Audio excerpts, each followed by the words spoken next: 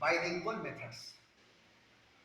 In this bilingual methods, two languages are used, and type of this method is invented by Professor C. J. Dodson, and he has applied his particular technique to give the teaching of the students.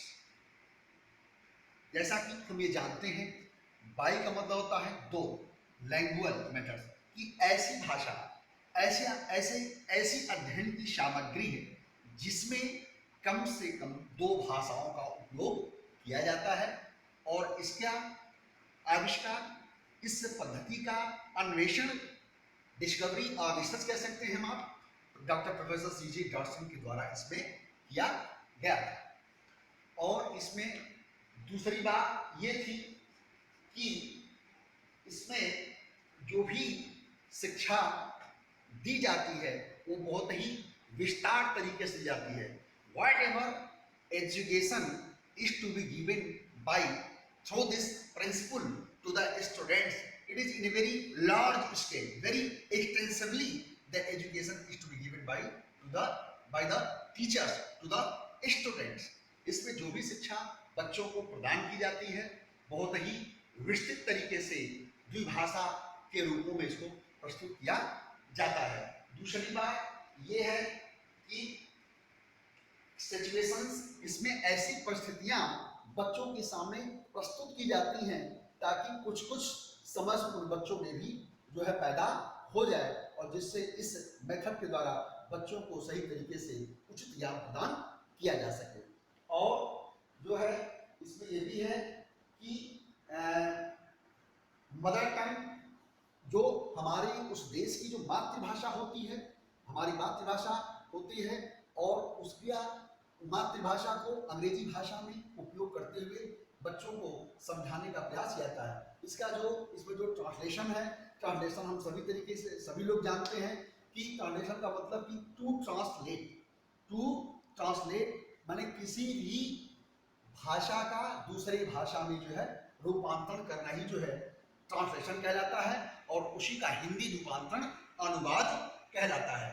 यह चीज प्रक्रिया कहने का मतलब कि हूबहू exactly किसी भाषा को किसी दूसरी भाषा में अनुवाद जो करने की जो प्रक्रिया होती है, ठीक उसी प्रकार से उसको वो नहीं हो सकती।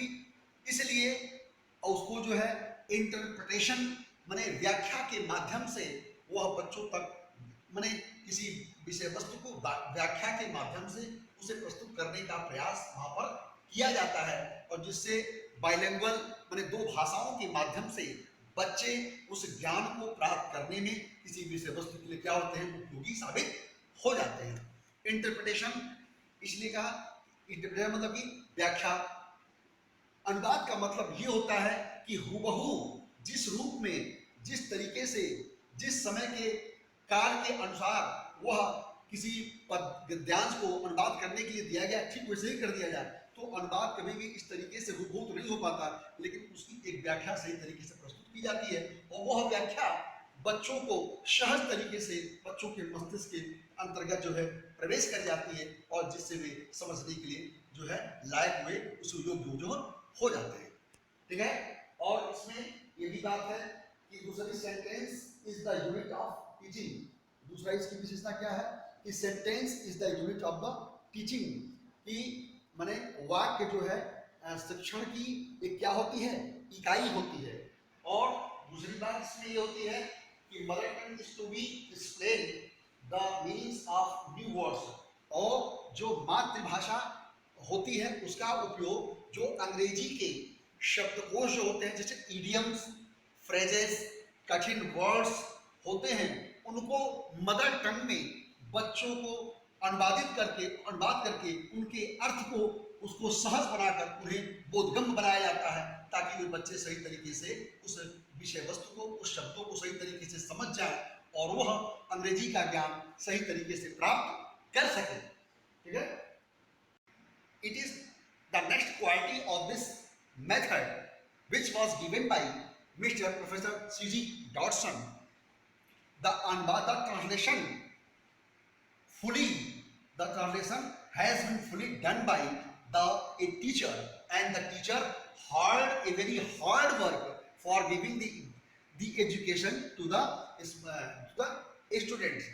The students only they have been sitting into the class in a very passive way, and they did not do any other things. कहने का मतलब इस विधि के अंतर्गत जो भी बने शिक्षक को अधिक से अधिक प्रयास करके बच्चों को उसका अनुवाद करके उस भाषा को बताने का प्रयास किया जाता है, और बच्चे इसमें इस विधि के अंतर्गत वे बच्चे शांत तरीके से बैठे रहते हैं, और शिक्षक के द्वारा जो भी ज्ञान उन्हें प्रदान किया जाता है वे सही तरीके से उसे लेने का प्रयास वे करते हैं। और दूसरी बात ये भी इसमें है कि प्रैक्टिस, यह अभ्यास बच्चों को इतना अधिक हो जाता है कि एक समय ऐसा आता है कि without the help of the mother tongue the practice is to be done in a very hardly, and then the students became competent to get the knowledge, to have the knowledge about such type of the language without the help of the mother tongue. और इसमें दूसरी बात ये हो जाती है कि ऐसे बच्चे इतना ज्यादा कठोर अभ्यास करा दिया जाता है कि वे बच्चे बिना अपने मदर टंग की सहायता से, बिना मातृभाषा की सहायता से उस अंग्रेजी उस विषय को, उस भाषा को, अंग्रेजी की भाषा को सही तरीके से वे बोल सकते हैं, वे समझ सकते हैं।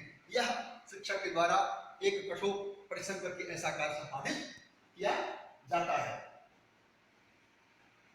और जो हमारी मातृभाषा है, mother tongue is only, mother tongue का उपयोग, मातृभाषा उपयोग सिर्फ एक छोटे स्तर तक के बच्चों तक ही किया जाता है, और जो बच्चे इस ज्ञान के द्वारा अधिक ज्ञान प्राप्त करके आगे हो जाते हैं तो उनका ज्ञान काफी सफल जो है साबित हो जाता है।